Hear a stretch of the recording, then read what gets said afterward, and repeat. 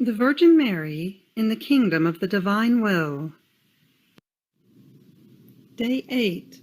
The Queen of Heaven in the Kingdom of the Divine Will receives the mandate from her Creator to place in safety the destiny of mankind. The Soul to the Divine Agent. Here I am with you, Celestial Mamma. I feel I cannot be without my dear Mamma. My poor heart is restless, and only when I am on your lap like a tiny little one, clasped to your heart to listen to your lessons, then do I feel it at peace. Your sweet accent sweetens all my bitternesses, and sweetly binds my will. And placing it like a footstool under the divine will, it makes me feel its sweet empire, its life, its happiness. Lesson of the Celestial Agent. Dearest child of mine, know that I love you very much. Trust your Mamma, and be sure that you will obtain victory over your will. If you are faithful to me, I will take complete responsibility over you. I will act as your true Mamma. Therefore listen to what I did for you before the Most High. I did nothing other than bring myself onto the knees of my Celestial Father. I was little, not yet born, but the divine will, whose life I possessed, rendered my visits to my Creator accessible to me. All doors, all ways were open for me, nor was I fearful or afraid of them. Only the human will causes fear, apprehension, distrust, and puts the poor creature far away from the one who so much loves her, and who wants to be surrounded by his children.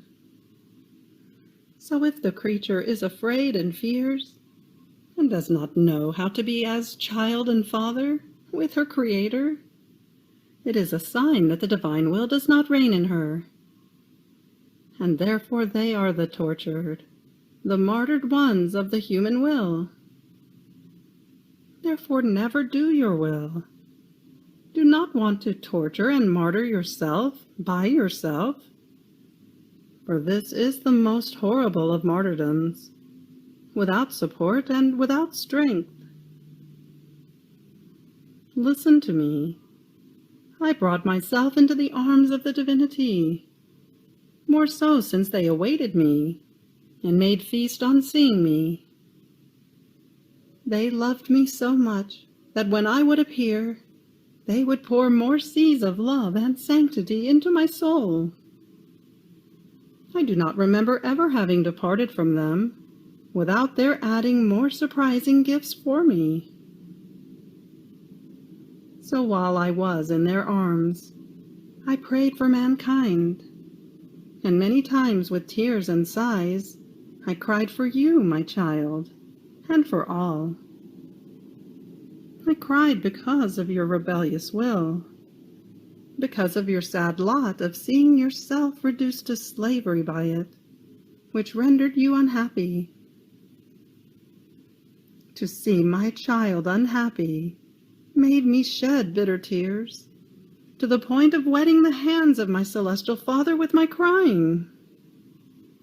And the divinity, moved by my crying, continued telling me, "Our beloved daughter, your love binds us. Your tears extinguish the fire of divine justice. Your prayers draw us so much toward the creatures that we do not know how to resist you.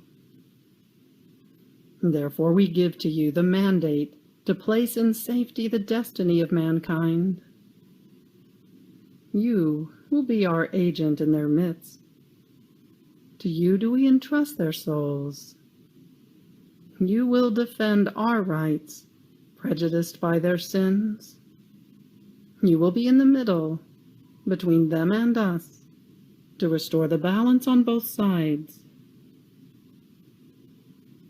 We feel in you the invincible strength of our divine will, which through you prays and cries. Who can resist you? Your prayers are commands. Your tears rule over our divine being. Therefore, forward in your enterprise. Now, my dearest child, my little heart felt consumed with love at the loving ways of the divine speaking. And with all my love, I accepted their mandate, saying to them, Highest Majesty, I am here in your arms. Dispose of me in whatever way you want. I will lay down even my life. And if I had as many lives, for as many as are the creatures, I would put them at their disposal and yours, to bring them, all safe, into your paternal arms. And without knowing then that I was to be the mother of the divine word, I felt in me the double maternity. Maternity toward God, to defend his just rights. Maternity toward creatures, to bring them to safety. I felt myself mother of all. The divine will which reigned in me, and which knows not how to do isolated works, brought God and all creatures from all centuries into me. In my maternal heart I felt my God offended, wanting to be satisfied. And I felt the creatures under the empire of divine justice. Oh, how many tears I shed! I wanted to make my tears descend into each heart, to let everyone feel my maternity, all of love. I cried for you and for all, my child. Therefore listen to me. Have pity on my crying. Take my tears in order to extinguish your passions and to make your will lose life. Oh, please accept my mandate that you do always the will of your Creator. The Soul.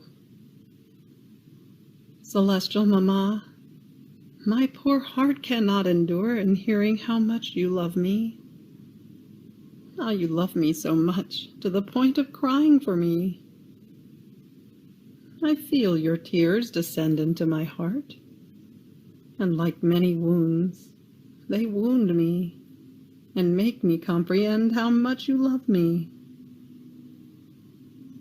I want to unite my tears to yours, and pray to you, crying, that you never leave me alone, that you watch over me in everything, and even beat me if necessary. Be my mamma, and I, your little child, will let you do anything with me, so that your mandate may be the welcome one by me, and you may bring me in your arms to our Celestial Father, as the accomplished act of your divine mandate. Little sacrifice.